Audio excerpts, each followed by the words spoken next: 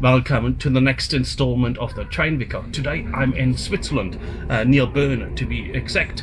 Switzerland has one of the best railway systems in the world, alongside countries such as Japan and Austria. And one of the reasons is that the timetables are all integrated, so it's very easy to transfer from train to train and from train to other modes of public transport, such as bus, tram, ship, funicular or aerial cableway. And Switzerland has on purpose designed its great railway system that way. Most parts of Switzerland are somehow connected to the national railway network. Certainly, all cities do have a railway connection, and most towns and villages also, they certainly are connected somehow by public transport. The Swiss trains are quite comfortable, and while not high speed, they are fast enough. They are also incredibly reliable and punctual. In 2024, the Swiss Federal Railways achieved a punctuality arrival rate of 93.2% of trains. And in Switzerland, any train that is not arriving within 3 minutes of scheduled time is considered not punctual, a far stricter guideline than in most other countries. The system needs to be that punctual to allow connections and to make it work well. That's not only because some sections of track are heavily used and therefore require precise scheduling, it's also because a surprising amount of lines are still single track in part, so that late trains would affect a significant number of other train movements. With such a reliable and efficient train service, it's no wonder that ridership is quite high. Even though the distances in Switzerland are not great, the inhabitants of Switzerland on average travel by train 2,466 kilometers per year per person. Only Japan gets close to that.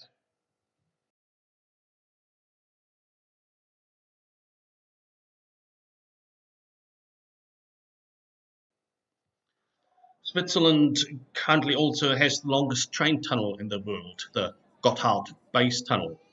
And here is a video I took while I'm on the train exiting that tunnel. The tunnel is over 57 kilometers long. The Swiss certainly have their share of railway tunnels, but also some very scenic railway lines on the mountains, keeping more to the surface.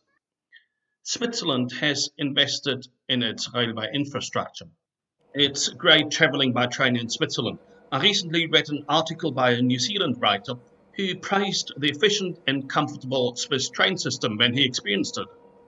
But then he said that we could never have something like that in New Zealand, and therefore building up a passenger railway network would not be feasible in New Zealand. The normal arguments why passenger rail wouldn't work in New Zealand are that it's too expensive, that New Zealand is not densely enough populated, that it is too mountainous, that it has too many earthquakes, and that it's culturally not a railway nation. Now, some of those arguments have some basis, but none of them give the full picture. So let me address some of those arguments. First, the population argument. Yes, there are large areas of New Zealand that are quite empty, and no railway line is anywhere near them. But recently, public transport planner Nicholas Reid has shown that 87% of New Zealand's population lives within a 15-kilometer drive or walk of a current or former railway station on a line that is still open. Most of New Zealand's population is served by the railway network. That's because most New Zealanders live around a few centres that are connected with railway lines.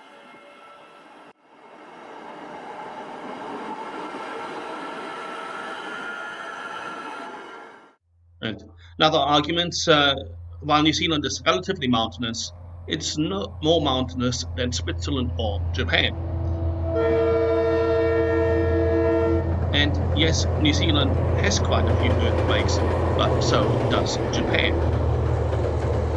While creating a good railway system does cost, from a national standpoint, railways are actually quite efficient. and they do enable great service for both passengers and freight. Switzerland has learned that a good railway system gives it a great comparative advantage. Switzerland also has quite a different transport culture from anywhere else in the world, I would say, but not too different from other parts of Europe. The way that cities are organized and that people travel is far more geared towards public transport. And Swiss cities have always been considerably denser. Nevertheless, until the 1950s, both New Zealand and Switzerland had a strong culture of traveling by rail. Now, from the 1950s onwards, New Zealand emphasized road building. Of course, the age of roads also reached Switzerland, and highway building began in earnest. But the Swiss always supported the railways alongside that and on purpose limited the construction of new highways. The Swiss have decided again and again to invest in great railways. It was seen as a key environmental consideration to encourage people to travel by train. And, for example, in referendum after referendum, the Swiss people decided, yes, we want to have more investment in railways. And so this great railway system is a political decision. It hasn't just happened. It was a key decision supported by the people of Switzerland and carried through by those in the administration. Now, I think that no other country can immediately get such a brilliant railway system as the Swiss have. But they don't need to. They could do the basics well and build on that. I think for New Zealand, it is mainly a political decision that wants to invest in rail and get an acceptable railway system that I think will be well supported.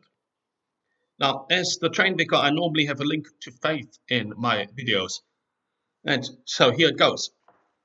Some people do not see the Christian faith as attractive at all, while others see some merit in it but think that it's not for them.